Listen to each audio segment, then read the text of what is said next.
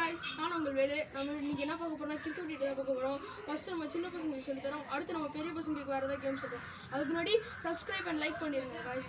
guys, நான் வேலோட friend பேர் ஹர்ஷத். இப்போ நான் வந்து உங்களுக்கு கிரிக்கெட் சொல்லி தரேன். இப்போ வந்து ஃபர்ஸ்ட் நீங்க வந்து பால்ல தான் ஃபோக்கஸ் பண்ணணும். பால் ஃபோக்கஸ் இருந்தா தான் வந்து நீங்க அவுட் ஆகாம இருப்பீங்க. இப்போ பால் எப்படி ஃபோக்கஸ் பண்ணணும்னா இந்த மாதிரி டாப் பண்ணிக்கினே இருக்கணும். அப்போ ஃபோக்கஸ் வந்து இன்க்ரீஸ் ஆகும். எனக்கு வந்து அவ்வளோ வராது. ஸோ அதனால் நீங்கள் இந்த மாதிரி ப்ராக்டிஸ் பண்ணுங்கள். டெய்லி உங்களுக்கு பாலில் ஃபோக்கஸ் வந்து நீங்கள் சூப்பராக அடிக்கிறீங்க. நெக்ஸ்ட்டு வந்து இப்போ நாங்கள் வந்து பேட்டிங் ட்ரைவ் எல்லாத்தையும் பார்ப்போம். ஸ்டாண்ட்ஸ் எப்படி நிற்கணும்னா ஃபஸ்ட் நம்ம ரெண்டு காலையும் சேமாக வச்சுக்கணும். சேமாக வச்சுட்டு பாட்டம் ஹேண்ட் வந்து லைட்டாக அப்படி கர்வ்டாக இருக்கணும். அப்புறம் நெக்ஸ்ட் வந்து இந்த ஹேண்டு மட்டும் லைட் வெயிட்டாக இருக்கணும். லைட் வெயிட்டாக பிடிச்சிக்கணும். அந்த மாதிரி டாப் பண்ணுறீங்களா? பேட் வந்து மிடில் ஸ்டெம்பில் இருக்கணும் கரெக்டாக.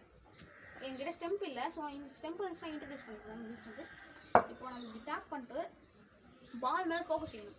பால் வந்து வெளியே வருதுன்னா கவர் ட்ரை. ஃபஸ்ட்டு வந்து பால் இங்கே வருதுன்னா பாலை வந்து நீங்கள் பால் லைனை கவர் பண்ணணும். கவர் பண்ணக்கப்புறம் இப்படி ஒரு ஷாட் விட்டிங்கன்னா கவர் ட்ரை ஈஸி. நெக்ஸ்ட் ஸ்ட்ரெயிட்டாக ஆடணும். இப்போ ஸ்ட்ரெயிட்டாக எப்படி ஆடணும்னா பாலை திருப்பி அதே மாதிரி கவர் பண்ணிட்டு இப்படி ஸ்ட்ரெயிட்டாக வருவேன் அடி. Next back food.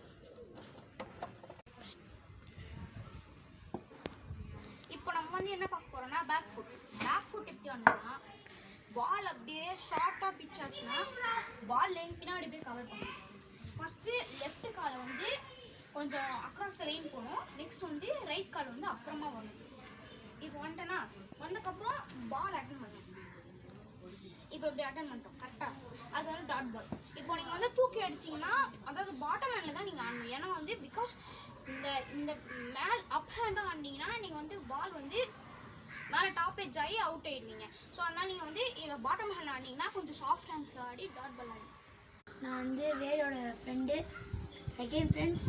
நாங்கள் வந்து இப்போ பவுலிங் சொல்லி தர போகிறேன். பவுலிங்கில் வந்து ஸ்பாஞ்ச் இருக்குது. நாங்கள் வேறு பால் கார்க் வந்து எடுத்து வரோம்.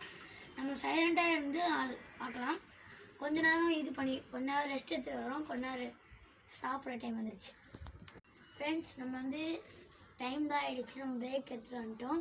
இப்போ வந்து பவுலிங்கில் வந்து ஃபஸ்ட் டர்ன் ரைட் ஹேண்ட் எடுக்கிறீங்கன்னா இந்த மாதிரி விரலை வச்சுக்கோங்க. விரலை வச்சு இப்படி போட்டிங்கன்னா டேர்ன் ஆகி நம்ம இப்போ இங்கே குத்துறீங்கன்னா இங்கே வரும். அந்த ஸ்டெம்புக்கு நடு ஸ்டெம்பு இதானா இங்கே குத்துறீங்கன்னா ஒயிட்டில் இங்கேருந்து அடிக்கும். நம்மளுக்கு கரெக்டாக இருக்கும். அதோட நம்ம இப்போ லெஃப்ட் ஹேண்ட் இருக்கும் அது போடலாம். போட்டாங்கன்னா கொஞ்சம் பேட்டிங் ஆட முடியாது அவங்களால. இப்போ ரைட் ஹேண்டிங்னா இப்போ அவங்களால ஒயிட்டுன்னு நினச்சி இப்படி விட வருவாங்க.